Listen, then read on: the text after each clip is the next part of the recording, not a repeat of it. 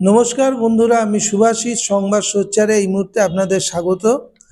আজকে আমরা যে বিষয়টি নিয়ে মাননীয় কল্যাণ সেনগুপ্ত একজন আহ, সমাজ বিশেষজ্ঞ বলা যেতে পারে, রাজনৈতিক বিশেষজ্ঞ বলা যেতে পারে।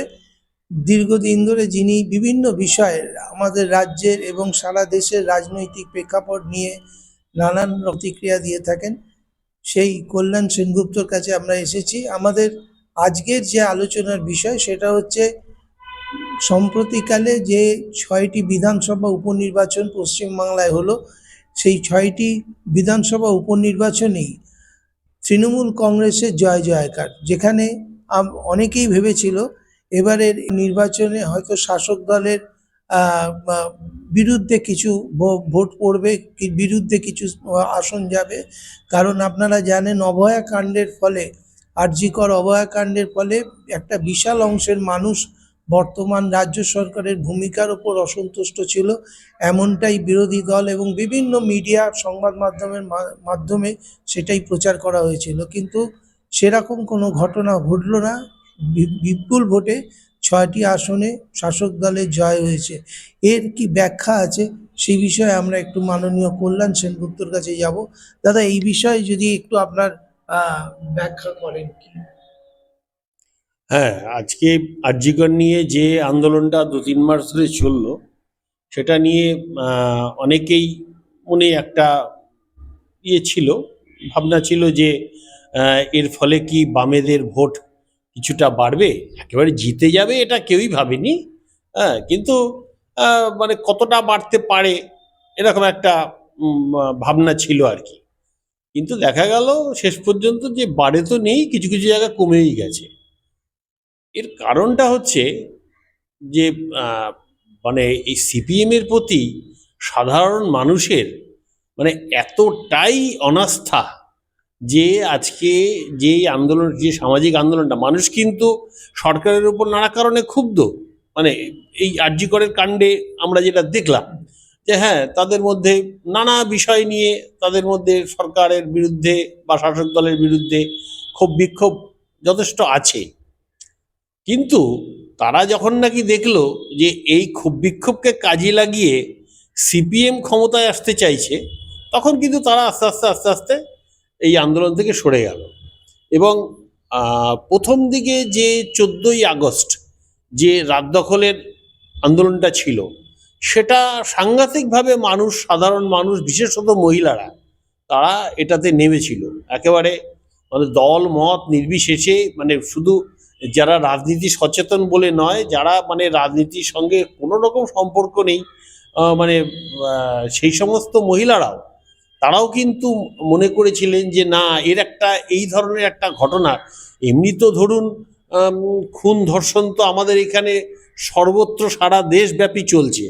হ্যাঁ, মানে বলা হয় যে মানে দিনে প্রতিদিনে প্রায় 90টার কাছাকাছি, মানে কম বেশি 90টার মতো খুন ধর্ষণ, মানে ধর্ষণ হয়, সরি, সব কটার ক্ষেত্রে খুন হয় না। কিন্তু এখানে এখানে যেটা মানে মানুষের মধ্যে সাংঘাতিক একটা রিয়াকশন হয়েছিল, তার কারণ হচ্ছে একটা সরকারি হাসপাতালে, মানে একটা সরকারি আবাসের, মানে সরকারি স্থলে আর কি, সরকার নিয়ন্ত্রিত একটা জায়গায়, সেখানে একজন ডিউটিরত একজন ডাক্তার মহিলা, হ্যাঁ, সে ধর্ষিত হলো এবং খুন হলো। হ্যাঁ, তো এইটা সাধারণ মানুষের মধ্যে এটা সাংঘাতিক একটা রিয়াকশন হয়েছিল। হ্যাঁ, এখন শুনুন, প্রতিদিনই তো সব ক্ষেত্রেই তো সবটা হয় না, কিন্তু কিছু কিছু কিছু কিছু ক্ষেত্রে হয় কি, একটা জায়গায় গিয়ে না মানুষের ধৈর্যের বাঁধ ভেঙে যায়, মনে হয় যে আর নয়, এইবার আমাদের নামা উচিত। তো ঠিক আর.জি. করের ক্ষেত্রে সেটাই ঘটেছিল, এবং 14 তারিখে আমরা তার কিন্তু মানে প্রতিফলনটা দেখতে পেয়েছি। যে যারা নাকি এই যে মহিলা নিরাপত্তা বা মহিলাদের স্বার্থ সংক্রান্ত, মহিলাদের সশক্তিকরণ ইত্যাদি নিয়ে যারা সেই সমস্ত মেয়েরা কাজকর্ম করে বা মহিলারা কাজকর্ম করে, তারা তাদের মধ্যে থেকেই কেউ কেউ, রিমঝিম সিনহা বা আরও কয়েকজনে মিলে তারা কিন্তু এই কলটা দিয়েছিল। তারা ভাবতেও পারেনি যে এটার এইরকম একটা রেসপন্স পাওয়া যাবে। তারা ভেবেছিল যে একটা প্রতিবাদ করা দরকার। 3টে জায়গা তারা বোধহয়, একটা 8B, আর একটা কোথায় শ্যামবাজার, আর একটা বোধহয় এরকম 2-3টে জায়গা তারা মোটামুটি ভেবে রেখেছিল যে এখানে এই 200 লোক যদি আসে একটা প্রতিবাদ করা হবে। সেখানে দেখা গেল মানে যত দিন গেছে এটা একেবারে মানে ইয়ের মতো ঝোড়ো হাওয়ার মতো চতুর্দিকে ছড়িয়েছে এবং শেষ পর্যন্ত প্রায় 300-350 জায়গায় এই বিক্ষোভটা হয়েছে এবং স্বতঃস্ফূর্তভাবে বিক্ষোভ হয়েছে এবং মানে প্রায় 3-4 লাখ, মানে এক্স্যাক্টলি বলা খুব কঠিন, একটা আন্দাজ করে সবাই যে সংখ্যাটা বলছে আমিও তাই বলছি। লাখ লাখ মানুষ। হ্যাঁ, 3-4 লাখের মতো কাছাকাছি আর কি, এর কম বেশি তো নিশ্চয়ই হবে। তো সেরকম মানুষ নেমেছিল, কিন্তু তার পরবর্তীকালে এই যে ঘটনাটা ঘটলো, সিপিএম ভাবলো ব্যাস এবার আমরা বাংলাদেশের মতো, হ্যাঁ, মমতাকে এখান থেকে হাঁটিয়ে, হ্যাঁ, আমরা মমতাকে ওই হাসিনার মতো এখান থেকে তাড়িয়ে দিয়ে আমরা ক্ষমতা দখল করতে পারবো। কিন্তু বাংলাদেশ আর পশ্চিমবঙ্গ দুটোর মানে সমস্ত পুরো সব ব্যাপারেই একটা বড় তফাৎ আছে। প্রথম কথা হচ্ছে বাংলাদেশে এমনি দুর্নীতি, স্বজন পোষণ, সংরক্ষণ নিয়ে আন্দোলন, এগুলো তো নিশ্চয়ই একটা বিষয়, কিন্তু সবচেয়ে যেটা বড় বিষয় বলে আমার মনে হয় সেটা হচ্ছে যে ওখানকার সাধারণ নাগরিকরা তারা ঠিকমতো ভোট দিতে পারতো না এবং তারা যে তারা যে তাদের গণতান্ত্রিক অধিকার নেই, যে তারা তাদের পছন্দের একটা সরকারকে নির্বাচিত করবে, এইটা তাদেরকে দীর্ঘদিন ধরে মানে অত্যন্ত মানে মানসিক যন্ত্রণার মধ্যে, হ্যাঁ, বা একটা ক্ষুব্ধ করে রেখেছিল। তো সেই জন্য যখন নাকি এইরকম একটা ওই সংরক্ষণ নিয়ে একটা আন্দোলন শুরু হলো, হ্যাঁ, তারপর সেটা থেকে আস্তে আস্তে এই অবস্থা একটা দাঁড়িয়ে গেল। এর পিছনে অবশ্য এখন অনেক কিছু, অনেক কনস্পিরেসি, অনেক কিছু বেরোচ্ছে, শোনা যাচ্ছে এগুলো, হ্যাঁ, এবং আকারে আমরা তো দেখলাম তার লাভটা নিয়ে গেল হচ্ছে যে ওখানকার যারা নাকি মৌলবাদী শক্তি তারাই, হ্যাঁ। এখন তো ওখানে একটা চূড়ান্ত একটা অরাজক অবস্থা চলছে, হ্যাঁ, মানে কোনো কবে ভোট হবে, কবে এটা আবার একটা স্ট্রিমলাইন হবে, মানে এটা এখন বলা যাচ্ছে না, একটা অস্থির অবস্থা তৈরি হয়ে যায়। এটা তো বাংলাদেশের ব্যাপার, কিন্তু এ রাজ্যে তো সেরকম নয়। এ রাজ্যে তো, হ্যাঁ, আমি এটা বলবো না যে মানে একেবারে 100% একেবারে নিখুঁত ভোট হয়, হ্যাঁ, সেটা সম্ভব না। আমাদের দেশে যা ঢিলেঢালা সমস্ত ব্যবস্থা এবং এই নির্বাচন কমিশন, এখন যে কেন্দ্রের নির্বাচন কমিশন, সে তো একেবারে মোদির পকেটের লোক, মোদি যা বলে তাই করে। তো সুতরাং আজকে মানে এইখানে যেখানে মানে ভোটটা হচ্ছে, আর মোদির সঙ্গে এই রাজ্যের সবচেয়ে বড় লড়াই তো মমতার সাথে, হ্যাঁ, সারা ভারতবর্ষের কথা আমি যাচ্ছি না, কিন্তু এই রাজ্যে তো মমতাকে এতটুকু ছাড় দিচ্ছে না মোদি, হ্যাঁ। সিপিএম যতই সেটিং বলে চাচাক, এইসব মানুষ বিশ্বাস করে না, হ্যাঁ, মানুষ এগুলো, এবং এই সমস্ত বাজে ফালতু কথা বলার জন্যই এরা মানুষের চোখে আরো দিনকে দিন হেয় হচ্ছে। এরা বুঝেও বোঝে না, হ্যাঁ। দাদা, এই একটা জিনিস হচ্ছে, এই যে বিষয়টা অভয়াকাণ্ড সামনে রেখে যে হারে অপপ্রচার হয়েছিল, যেমন 150 গ্রাম বীর্য থেকে শুরু করে পিলভিট, কলার বোন ভেঙে দেওয়া হয়েছে, হ্যান ত্যান নানান বিষয় নিয়ে যেগুলো বলা হয়েছে, এবং বহু জায়গায় দেখা গেলো যেখানে ডাক্তাররা কর্মবিরতি পালন করছে, অথচ প্রায় 550 ডাক্তার তারা প্রাইভেট নার্সিংহোমে গিয়ে প্র্যাকটিস করে ভালো টাকা রোজগার করছে। এই বিষয়গুলো সামনে আসাটা কি মানে নির্বাচনের প্রভাব ফেলেছে? নির্বাচনের প্রভাব তো ফেলেইনি, এমনকি আন্দোলনটা যে একেবারে গুটিয়ে গেল। না, বিরোধীদের জেতার ক্ষেত্রে কোন মানে প্রভাব ফেলেছে কিনা সেটাই। না, আমি তো বলছি বিরোধীদের প্রভাব তো ফেলেইছে। আমি বলছি যে যেহেতু আন্দোলনটা যদি খানিকটা সাকসেস পেত, আন্দোলনটা তো সাকসেস পেল না। আপনি শেষের দিকে দেখছেন যেদিন তো মমতা ব্যানার্জি প্রথম দিকে হাত জোর করে এদেরকে অনেক অনুরোধ উপরোধ করেছে, হ্যাঁ, ওই নিজের বাড়িতে বৃষ্টির মধ্যে দাঁড়িয়ে থেকে যে এসো বাবা তোমরা একবার এসে চা খেয়ে যাও, অন্তত একটা আলোচনার মতো একটা পরিস্থিতি তৈরি হোক। মানে মমতা ব্যানার্জি যেটা চাইছিল সেটা হচ্ছে যে স্বাস্থ্য ব্যবস্থাটার যে একটা অচলাবস্থা, এটা যেন কেটে যায়। কারণ এই যে দেশের সমস্ত গরিব মানুষ, আমাদের দেশে গরিব মানুষ তো সরকারি হাসপাতালের উপর নির্ভরশীল, তারা তো ওই প্রাইভেট নার্সিংহোম বা প্রাইভেট হাসপাতালে গিয়ে চিকিৎসা করার মতো তাদের ক্ষমতা নেই। সুতরাং আজকে, এবং এটা তো ঘটনা যে আজকে মানে প্রায় 29টা না 30টার মতো মৃতদের খবর আমরা পেয়েছি।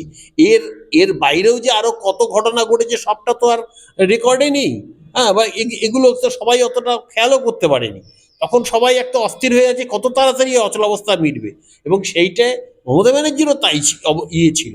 কিন্তু এরা এত মিথ্যে কথা বলেছে, এত রটিয়েছে, যার ফলে যারা নাকি এই আন্দোলনের মধ্যে ছিল তারা বলছে দূর এসব ফালতু লোকজনরা এসব ফালতু মানে এলিগেশন এনে এই পুরো ব্যাপারটাকে চালাচ্ছে, এর মধ্যে থেকে কোনো লাভ নেই, এবং তারা আস্তে আস্তে আস্তে আস্তে ধীরে ধীরে সরে গেল।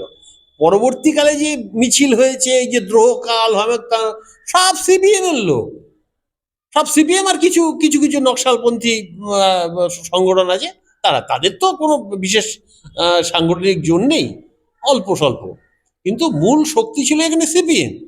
যা ছিল এখানে সব সিপিএম এর লোক, ওই দিয়ে তো ভোটে জেতা যায় না।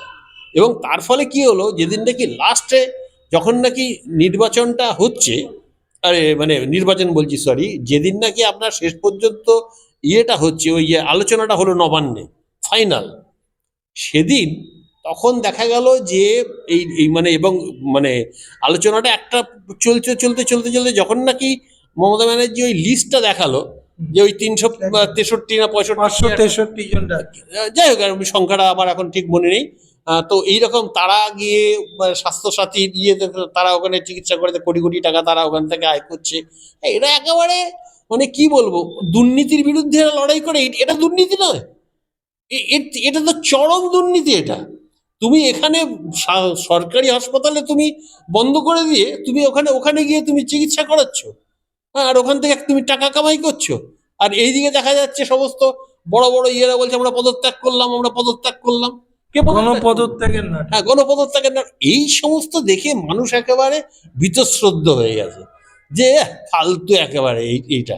এবং যার ফলে কি হলো, যখন নাকি এই লিস্টটা দেখালো, এরা সব মাথা একেবারে নত করে চুপচাপ এসে চলে এলো। হ্যাঁ, এবং এসে তারপরে একটা মানে মানুষকে মানে কি এরা বোকা ভাবে না কিভাবে, না কাকু কাকিমা আমাদেরকে বলেছেন তোমরা অনশন তুলে নাও, তাই আমরা অনশন তুলে নিচ্ছি। মানুষ কি বোকা? আর তোমাদের যে দম ফুরিয়ে গেছে এটা তো এটা স্বীকার করছো না কেন? হ্যাঁ, তো সুতরাং এইটার উপর ভিত্তি করে যখন নাকি নির্বাচনটা হলো, সেই নির্বাচনে কি ফল হবে? আর সবচেয়ে বড় কথা হচ্ছে এইখানে বিজেপি বা সিপিএম এরা সাংগঠনিকভাবে এত দুর্বল, একটা বুথে লোক দিতে পারে না, শুধু বসে বসে এখানে শুধু সমালোচনা করে যায়। এটা রিয়েলিটি নয়। আজকে মানে মোদির সরকার মানে তার এত মানে বাহিনীর পর বাহিনী এখানে পাঠিয়ে এইভাবে ভোটটা করছে, হ্যাঁ, সেখানে একেবারে মানে কারচুপি করে সমস্ত মানে ইয়ে ব্যালট এই করে সেই করে, এসব বললে লোকে বিশ্বাস করে? আজকে কটা জায়গায় রিপোল হয়েছে? এই যে 6টা জায়গায় নির্বাচন হলো, কোনো একটা রিপোল হয়েছে? কোনো একটা, হ্যাঁ, ওই একটা দুটো ক্ষেত্রে। এখন কোনো কোনো জায়গায় বিজেপির নেতারা এসে শান্তিপূর্ণ ভোট হচ্ছে, ওখানে গিয়ে এখানে এটা নেই কেন সেটা নেই কেন হই হই করলো, একটুখানি ধাক্কাধাক্কি হলো, ইয়ে হলো, কি কি আবার নিজেরাই ইট মেরে মিডিয়া হ্যাঁ মানে নিজেরাই ইট মেরে ভাঙলো না কি করলো কে জানে, যা করি ওই একটা দুটো ছুটপুট ঘটনা ঘটেছে, এছাড়া কোথাও কিচ্ছু নেই। হেরে ভূত হয়ে গেল। হ্যাঁ, মানে তো সুতরাং আজকে এত যদি সাংগঠনিক দুর্বলতা থাকে, প্রথম কথা বিজেপির মধ্যে এত অন্তর্দ্বন্দ্ব, এত কলহ, কেউ কারো ভালো দেখতে পারে না, তো কি করবে? সুতরাং আজকে আর সবচেয়ে বড় কথা কি জানেন তো, যে মানে যারা এই সিপিএম ভেবেছিল যে মানে যেমন নাকি সিদ্ধার্থর আমলে কংগ্রেস বা তারও আগে কংগ্রেসের সে সেইভাবে সংগঠন করতো না, কিছু কিছু লোকজন তারা পুজো ওই ভোটের সময় এসে একজোট হয়ে তারা ভোট করতো।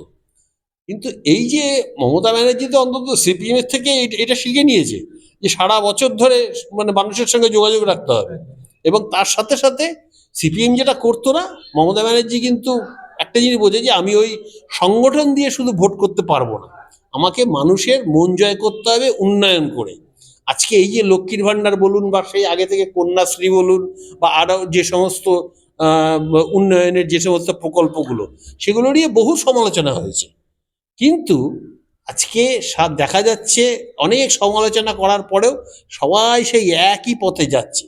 মানুষের কে রিলিফ দিতে হবে, গরিব মানুষকে তুমি যদি আজকে রিলিফ দিতে পারো, তার হাতে যদি নগদ অর্থ তুলে দিতে পারো, এটা অর্থনীতিবিদ যারা তারাও বলেছে যে গরিব মানুষের হাতে দিলে তাহলে কি লোকাল মানে লোকাল অর্থনীতিটা শক্তিশালী হয়। আজকে এই যে মমতা ব্যানার্জি 85,000 টাকা করে যে পুজোতে দেয়, পুজোতে হ্যাঁ পুজোতে দেয়, এর তো একটা খুব বড় এফেক্ট আছে। এটা আপনি আমাকে দেখে অনেক সমালোচনা করতেই পারেন, হ্যাঁ 85,000 টাকা দিয়ে আমি কারখানা করে ফেলতাম হুমুক, এগুলো তো অবাস্তব কথা। যাই হোক, ওই টাকা দিয়ে তো কারখানা হয় না। কিন্তু কথা হচ্ছে যে আজকে এইটা ফলে আমাদের এখানকার অর্থনীতিটা অনেক বেশি শক্তিশালী। আপনাকে একটা তথ্য আমি দিই, এগুলো মানুষ, সাধারণ মানুষ এগুলো খেয়াল রাখে না। হ্যাঁ, কিন্তু এগুলো এগুলো আসে সোশ্যাল মিডিয়ায়, আপনারা গুগল সার্চ করলে এগুলো পাবেন। সেটা হচ্ছে ভারতবর্ষের যতগুলো বড় বড় শহর আছে, বড় শহর, সেই বড় শহরের মধ্যে দিল্লি এবং উম, প্রথমে হচ্ছে মহারাষ্ট্র, হুম মানে বোম্বাই, মুম্বাই, দিল্লি, তারপরেই কলকাতা জিডিপিতে। এখানকার যে জিডিপি তাতে থার্ড। আমরা তো অনেক শুনি ম্যাড্রাস, ব্যাঙ্গালোর, হায়দ্রাবাদ এরা কত উন্নতি করেছে, বাংলার তো কোনো উন্নতি নেই, সবাই তো ওইখানে গিয়ে চাকরি করে। তাহলে কলকাতার যে জিডিপি বাড়ে কেন? আজকে এর কারণটা হচ্ছে ভারত, আমাদের পশ্চিমবঙ্গের অর্থনীতির, মানে যে মার্কেটের অর্থনীতির এই সমস্ত এই যে টুকরো টাকা, নানা রকম ছোটখাটো যে উন্নয়নের জন্য যে মানুষের হাতে টাকা দেয়, এটা নিয়ে তারা কি করে? তারা তো ব্যাংকে নিয়ে রাখে না এটা নিয়ে, হ্যাঁ তারা তো এটা নিয়ে মার্কেটে কি ইয়ে করে। হ্যাঁ, তাদের মানে আগে যারা নাকি ধরো স্কুলে ভালো পড়তে পারতো না, বা একটু আরো খুব অভাবের মধ্যে থাকতো, তো সাংসারিক এই কাজকর্ম করা, একটু এটা কেনা সেটা কেনা, এগুলো এখন সেগুলো একটু একটু সচ্ছলতা এসছে, মানুষের হাতে টাকা এসছে। আর মমতা ব্যানার্জির একটা ইয়ে হচ্ছে, সমস্ত কিছুই উনি সেই বাড়ি করা বলুন, স্বাস্থ্যসাথী বলুন, লক্ষ্মীর ভাণ্ডার তো বটেই, এরকম আরো সবকিছুতেই মহিলাদেরকেই উনি প্রাধান্য দেন। হ্যাঁ, তো এর ফলে একটা সাংঘাতিক সমাজে তার একটা মানে প্রভাব আছে, এবং সেই প্রভাবটা ভোটে ফুটে পড়ছে। দাদা, এ তো গেল রাজ্য রাজনীতির কথা। এবারে একটু কেন্দ্রীয় বিষয়ে আসি, জাতীয় রাজনীতির ক্ষেত্রে। আপনারা এই ইন্ডিয়া জোট নিয়ে আপনারা অনেক লড়াই করেছেন, অনেক প্রচার করেছেন, কিন্তু সেই ইন্ডিয়া জোটের ভবিষ্যৎ কিন্তু একদমই সুখকর হচ্ছে না। আমরা দেখলাম মহারাষ্ট্র এবং ঝাড়খণ্ড দুটো রাজ্যের নির্বাচন হলো, তার আগে হরিয়ানার নির্বাচনে কংগ্রেস ব্যাপকভাবে পর্যদস্ত হলো, এবং মহারাষ্ট্রেও কংগ্রেস ইন্ডিয়া জোট যেটা, সেটাও ব্যাপকভাবে পর্যদস্ত হয়েছে। এর কি ব্যাখ্যা দেবেন? প্রথম কথা যে আম, ঝাড়খণ্ডে যে জিতেছে, হ্যাঁ, এটা ইন্ডিয়া জোটের কোনো কৃতিত্ব নেই। এটা হচ্ছে ওখানকার এই যে আদিবাসী নেতা হেমন্ত সোরেনকে এইভাবে অন্যায়ভাবে গ্রেপ্তার করা, হ্যাঁ, সেইটার জন্য মানুষের মনে কিন্তু একটা সাংঘাতিক ক্ষোভ তৈরি হয়েছিল। এবং যাই হোক করে একটা মোটামুটি একটা সিট অ্যাডজাস্টমেন্ট করেও, তাও পুরোটা হয়নি, কারণ ওখানে কিন্তু সিপিআই এমএল এর লিবারেশন যেটা, হ্যাঁ তাদের মোটামুটি ভালো প্রভাব আছে, কিন্তু তাদেরকেও কিছু সেইভাবে বোধহয় দুটো দিয়েছে নাকি, মানে মানে আরেকটু ওর সঙ্গে অ্যাডজাস্ট করা উচিত ছিল, কিন্তু সেটা সেটা ভালো মতো সিট অ্যাডজাস্টমেন্ট হয়নি।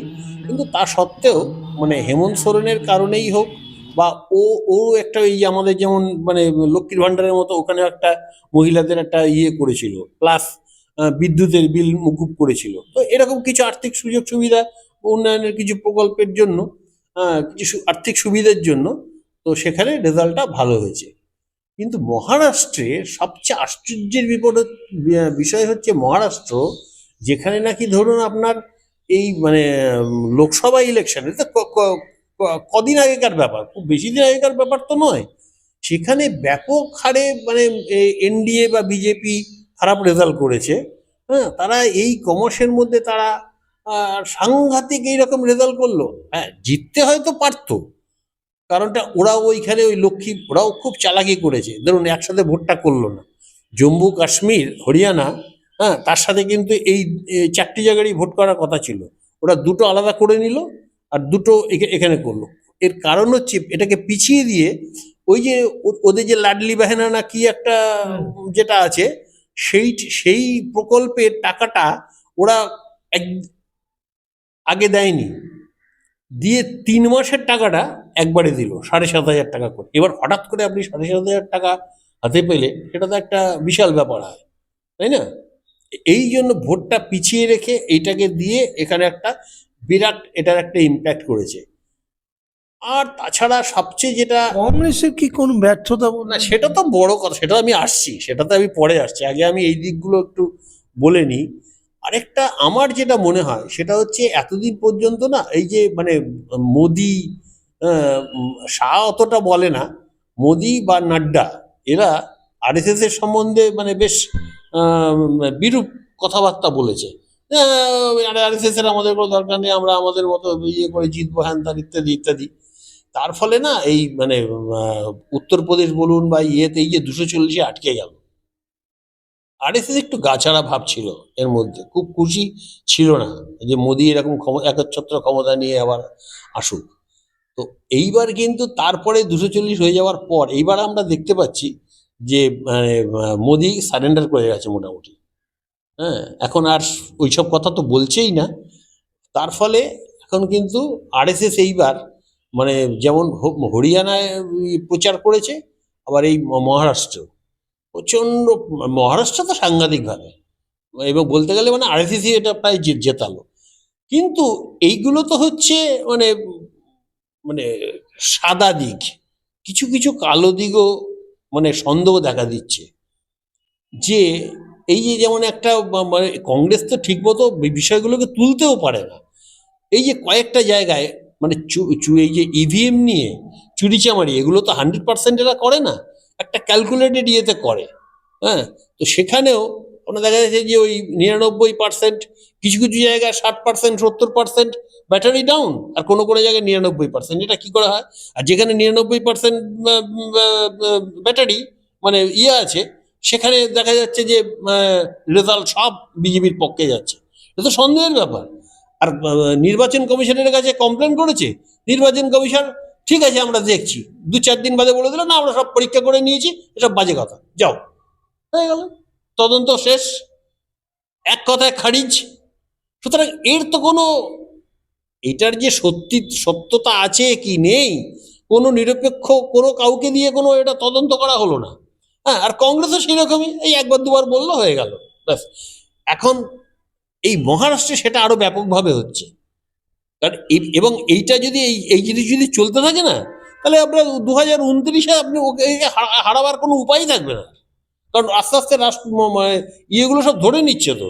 এবং এই 26-এও যে মানে মমতাকে কতটা চ্যালেঞ্জের মুখে ফেলবে, মানে ওরা সোজা রাস্তায় পারবে না, কিন্তু এই এইরকম ভাবে বেকার রাস্তায় আর কি কি করবে। প্রথম কথা তো আরএসএস কে ফুল নামাবে, আর ওদের একদিকে আরএসএস এর প্রচার, আরেকদিকে হচ্ছে বিপুল টাকা। ওই মহারাষ্ট্রের ক্ষেত্রেও দেখা গেছে বিনোদ তাওড়ে না কে একজন, সে মানে কোটি কোটি টাকা নিয়ে হ্যাঁ বিলি করতে এটা এটা ওরা করে।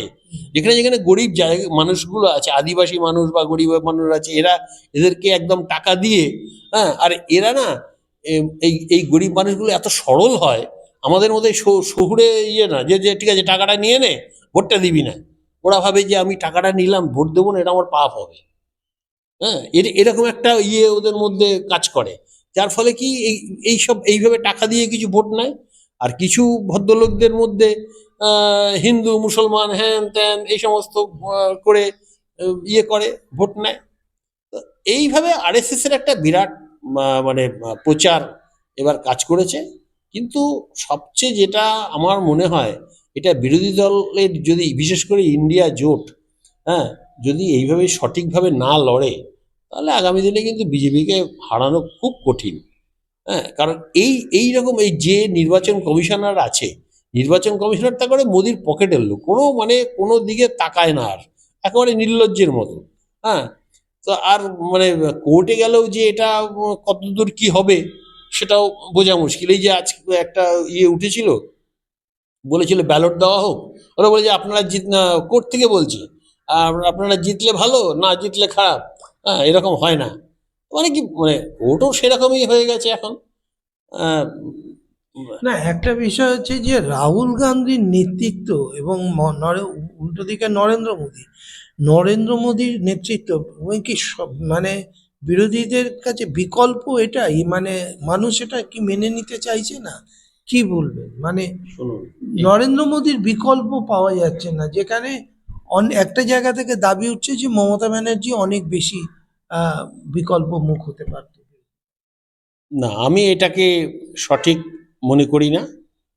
আমি মনে করি এই দাবিটা তোলা মানে হচ্ছে ইন্ডিয়া জোটের মধ্যে আবার একটা বড় ফাটল ধরানো। এমনিই মানে কংগ্রেসের নেতৃত্ব মমতা সম্বন্ধে একটা ভীত হয়ে আছে।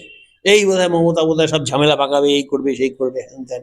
হ্যাঁ, যার ফলে ওই যে মহারাষ্ট্রের মিটিংয়ের পর থেকে আর তো ইন্ডিয়া জোটের কোনো মিটিং হলো না। এখন কথাটা হচ্ছে যদি মোদিকে হারাতে হয় তার বিকল্প হচ্ছে ইন্ডিয়া জোট, এবং ইন্ডিয়া জোট যদি জিততে পারে তাহলে তার মুখ্যমন্ত্রী রাহুলই হোক বা রাহুলের পছন্দের কেউ একটা হোক। এখানে আমাদের এখানে 42টা সিট, আমাদের এই 42টা সিটের মধ্যে 35, 36, 37 যাই জিতুক মমতা, সেটা নিয়ে কি আপনি ওই যে 150 যদি নাও পায় 140 না হলে তো হিসেবও মিলবে না। কারণ আপনাকে তো যদি মোদিকে হারাতে হয়, একটা সরকার, স্থায়ী সরকার চালাতে হয়, তাহলে আপনাকে অন্তত 300 এমপি দরকার আপনাকে। তো 300 এমপি পেতে গেলে মানে হিসেবটা হচ্ছে যে কংগ্রেস এখন মোটামুটি ধরুন 99+1 হয়ে 100 হয়ে আছে। হুম। তো তো আরেকটু যদি মানে যদি জোটটা ঠিক মতো কাজ করে তাহলে 150 হওয়া বা 140 হওয়া এমন কিছু বড় কঠিন কাজ নয়। এটা কিন্তু খুব ইজিলি হতে পারে। এইরকম আজকে এটা কংগ্রেসের নেতৃত্ব বা রাহুল গান্ধীরা কেন বোঝে না যে ইন্ডিয়া জোট যেভাবে যেভাবে ইন্ডিয়া জোট চলছে এটা তো ছেলেখেলা চলছে। এটা তো জোটের নামে একটা ছেলেখেলা চলছে। হ্যাঁ, কংগ্রেস যার সঙ্গে ইচ্ছে হচ্ছে করছে, সিট অ্যাডজাস্টমেন্ট কোথায় হচ্ছে না, করছে না, ওকে বাদ, একে এখানে নাও, এভাবে তো চলতে পারে না। একটা জোট মানে কি? একটা জোট মানে তোমার একটা জোটের কর্মসূচি থাকবে, সেখানে তুমি বলবে যে হ্যাঁ আমরা যদি ক্ষমতায় যাই আমরা মানুষকে এই দেবো। তারপরে তুমি কিছু তোমার মানে এই যেমন নাকি কিছু কমিটি তৈরি হয়েছিল যে যারা নাকি ওই সিট শেয়ারিংটা নিয়ে তারা একটা কমিটি হবে, তারা তারা সেই কমিটি কাজ করবে, তারপরে যারা একদম হাইয়েস্ট বডি তারা ফাইনাল করবে। হ্যাঁ, এরকম বিভিন্ন দায়িত্ব তো ভাগ করে করে এটা তো একটা একটা মানে এটা এটা তো জোট চলছে না। আজকে জোটের জন্য ইমিডিয়েটলি দরকার হচ্ছে আবার বৈঠকে বসা, সবাইকে ডাকা। হ্যাঁ, সেটা কলকাতাতেও হতে পারে, সেটা দিল্লিতেও হতে পারে, বা অন্য কোনো জায়গায় যে জায়গায় হতে পারে। কিন্তু একটা মানে সুগঠিত ইন্ডিয়া জোট যদি তৈরি হয়, আজকে আপনি ভাবুন, আজকে যদি মমতা ব্যানার্জি, অখিলেশ যাদব, তারপরে এই লালুর ছেলে আরজেডির দল, বা স্ট্যালিন, হ্যান ত্যান, এই সমস্ত যারা ইন্ডিয়া জোটের যারা মাথা, তারা যদি একসাথে গিয়ে বম্বেতে, হ্যাঁ, গিয়ে দাঁড়িয়ে বলতো যে আপনারা ইয়েকে ইন্ডিয়া জোটকে সমর্থন করুন, ইয়েকে হারান, আজকে হাওয়াটা কোথায় উঠে যেত বলুন তো? হ্যাঁ, আজকে একমাত্র বিকল্প এইটাই, সমস্ত দলকে একত্রিত হয়ে ঐক্যবদ্ধ হয়ে লড়া। আজকে এইটা আমরা ইতিহাসে বারে বারে দেখেছি, যখন সবাই একতাবদ্ধ হয় না, পুরো হাওয়াটা ওই দিকে চলে যায়। এই জন্য কেউ সিঙ্গল আউট কিন্তু হতে চায় না। এক্ষেত্রে তো সেটা সম্ভবই হচ্ছে না, কংগ্রেস হচ্ছে না, কংগ্রেসের মতো লড়ছে। এটা হচ্ছে না, এটার জন্য সম্পূর্ণ দায়ী কংগ্রেস। কারণ কংগ্রেস দলের মানে এই যে যারা সর্বোচ্চ নেতা, হ্যাঁ, মানে রাহুল, সোনিয়া বা প্রিয়াঙ্কা এখন, হ্যাঁ, এদের কোনো দলের ওপর কমান্ড নেই। আজকে অধীর বললো না, না, তৃণমূলের সঙ্গে আমরা ইয়ে করবো না। হ্যাঁ, বলো না, এরা ওরা বলতে পারলো না যে না তোমায় করতে হবে, এটা দরকার। তো আজকে এরা কি বোঝে না? বুঝেও এদের কোনো কমান্ড নেই। তো আজকে এই জায়গা থেকে যদি মানে এরা যদি ইন্ডিয়া জোটকে যদি সুগঠিত করতে পারে, হ্যাঁ, এই সমস্ত নেতৃত্ব যদি একসাথে সমস্ত ভারতবর্ষে ঘুরে ঘুরে প্রচার চালাতে পারে, কর্মসূচি নিয়ে দাঁড়াতে পারে, হ্যাঁ, এবং সেইভাবে ফাংশন যদি করতে পারে, এখনো 2 বছরও নেই। না, পশ্চিমবঙ্গের ক্ষেত্রে 2 বছর, কিন্তু ওটার ক্ষেত্রে 29 বছর। তার আগে তো মানে যেখানে এরপরে তো টার্গেট হচ্ছে অত ফ্লুকে হ্যাঁ, একটা প্রশ্ন সেটা হচ্ছে যে বারবার দেখা যাচ্ছে রাহুল গান্ধী বিরোধী জোটের নেতৃত্বের প্রশ্নে বারবার চ্যালেঞ্জের মুখে পড়ছে। সেই জায়গায় দাঁড়িয়ে নরেন্দ্র মোদীর মতো একজন হেভিওয়েট মানে রাজনীতিক, যিনি 24 ঘন্টা মানে ভোটের কথাই ভাবেন, ভোটের জন্যই তার সমস্ত কিছু, সে ধর্ম নিয়ে হোক, যে কোনো বিষয় নিয়ে হোক, ভোটটাই হচ্ছে তার কাছে শেষ। সেরকম একজন মানুষকে হারাবে রাহুল গান্ধী, এটা কিভাবে সম্ভব? না না, শুনুন, এটা একটা আপনাকে বলি, সেটা হচ্ছে যে রাহুল গান্ধী আগে যেরকম মানে ওই আজ এখানে কালকেই ইটালি চলে যাচ্ছে কি পরশু কোন বিদেশে চলে যাচ্ছে, এখন কিন্তু সেই জায়গা থেকে অবস্থাটা অনেকটা বদলেছে। আজকে রাহুল অনেকটা চেঞ্জ হয়ে গেছে এই যখন ভারত যাত্রা, না এ কি ভারত জোড়ো যাত্রা যেটা ওইটা করার পর, তারপর তার ইমেজ কিন্তু আজকে, আজকে নইলে পরে তো এই যে 240 অব্দি এসছে এসব কিছুই হতো না। আজকে কংগ্রেস দলটা তো অনেক চাঙ্গা হয়েছে। আজকে তো মানে আজকে যদি মমতা আপনার মোদিকে হারাতে হয়, তাহলে তো আপনাকে মানে একটা বিরোধী শিবিরের ঐক্য যেমন দরকার, তেমনি তার তো একটা খুঁটি দরকার। সেই খুঁটিটা তো কংগ্রেস। সেই খুঁটিটা যদি শক্ত না হয়, যদি লাড়বার লাড়বার করে, তাহলে পরে সেখানে তো মানে দাঁড়াবেই না তাহলে বিষয়টা। এই জন্য প্রথমে আর দরকার আগে খুঁটিকে শক্ত করা। সেইটে যাত্রার মধ্য দিয়ে সেটা হয়েছিল, কিন্তু বাকি কাজটা আর হচ্ছে না। আমার এখন কিরকম একটা সন্দেহ হয় যে এই যে হচ্ছে না, এই যে আমি বলছি যে ইন্ডিয়া জোটটাকে সুগঠিত করা দরকার, নইলে মোদিকে হারানো যাবে না, এটা কি আর কেউ বোঝে না? ওই বোঝে সবাই, করছে না কেন? কারণ টাকাটা যে আসবে না, টাকাটা কে দেবে? কর্পোরেট দেবে তো। আদানি তো দেবে না, আম্বানি দেবে। আম্বানি বোধহয় নিশ্চয়ই এরকম এদের উপর এমন কি চাপ সৃষ্টি করেছে, নিজে যা পারো করো, ওই সমস্ত জোট ফোট ছাড়ো। হতে পারে, কার কোথায় কি কি, কার কোথায় সুতো বাঁধা কি আমরা তো অতটা জানি না। কিন্তু আমি এইটুকু বুঝতে পারি না যে ইন্ডিয়া জোট ছাড়া মোদিকে হারানো যাবে না, বিজেপিকে হারানো যাবে না। এটা মানে আমি বলবো তারপর লোকে বুঝবে বা নেতারা কিছু বুঝবে না, এটা নয়, তারা সব বোঝে। কিন্তু কেন হচ্ছে না? আজকে হয় কংগ্রেসের মধ্যে এমন কিছু শক্তি আছে যারা চায় যে মানে এখানে ওই মোদি আর রাহুল এরাই থাকবে, এরাই লড়বে। আর এদের মধ্যে একটা বুঝিয়ে দিয়ে হয়তো মনের মধ্যে এরকম একটা আছে যে কালের নিয়মে একসময় মোদি চলে যাবে, তখন রাহুলই আসবে।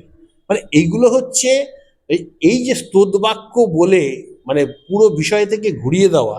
আজকে যদি 2024 নেহাত 240 আটকে বসে গেছে বলে তাই, আজকে যদি 240-এর জায়গায় 280-90 পেয়ে যেত, তাহলে পরে আপনার মানে এতদিনে হিন্দু রাষ্ট্র হয়ে যেত না, আর কি কি হতো আমরা এখানে বসে কথা বলতে পারতাম কিনা আমার সন্দেহ আছে। 2029-ও সেই যদি সেই হয়, তাহলে আর আর কিছু বলার নেই। তখন আর ওই ওই কালের নিয়মে মোদি যাবে না কি হবে, হ্যাঁ তখন পুরো ফ্যাসিস্ট রাজ চলবে এখানে। হ্যাঁ তখন আর এই বসে বসে এইসব গণতান্ত্রিক মানে গণতন্ত্রের মন্ত্র আর আওড়ানো যাবে না। তো সুতরাং আজকে এইটা সবাই বোঝে, কিন্তু এখন আমাদের মানে আমার মনে হয় এটা নিয়ে যদি সবাই আহ, সমান সচেতন না হয়, আগ্রহ তৈরি না হয়, তাহলে খুব মুশকিল আছে। আর কিন্তু আমি আশাবাদী যে নিশ্চয়ই এর একটা হবে, বুঝবে এবং চাপ তৈরি হবে এবং ইন্ডিয়া জোটও গঠিত হবে। এবং তার আগে এই ইন্ডিয়া জোট গঠিত হয়েই আগামী দিনে মোদিকে হারাতে পারবে। একদমই তাই। একদম। মানে শেষ কথা যেটা, সেটা হচ্ছে নরেন্দ্র মোদী তথা বিজেপিকে এবং হিন্দুত্ববাদী সংগঠন আরএসএসকে উচ্ছেদ করতে গেলে বিরোধী জোট দরকার, এবং সেই বিরোধী জোটের নেতৃত্ব অবশ্যই কংগ্রেসের হাতে থাকবে। কিন্তু কংগ্রেসকে আন্তরিকভাবে বিরোধী জোটটা, ইন্ডিয়া জোটটা তৈরি করতে হবে। সেই জায়গায় যে খামতি থাকছে, যার ফলেই বারবার বিজেপির কাছে পর্যদস্ত হচ্ছে ইন্ডিয়া জোট। আজকে আমাদের আলোচনার এখানেই সমাপ্তি। আগামী দিনে আবার অন্য বিষয় নিয়ে আসবো। নমস্কার, ভালো থাকবেন।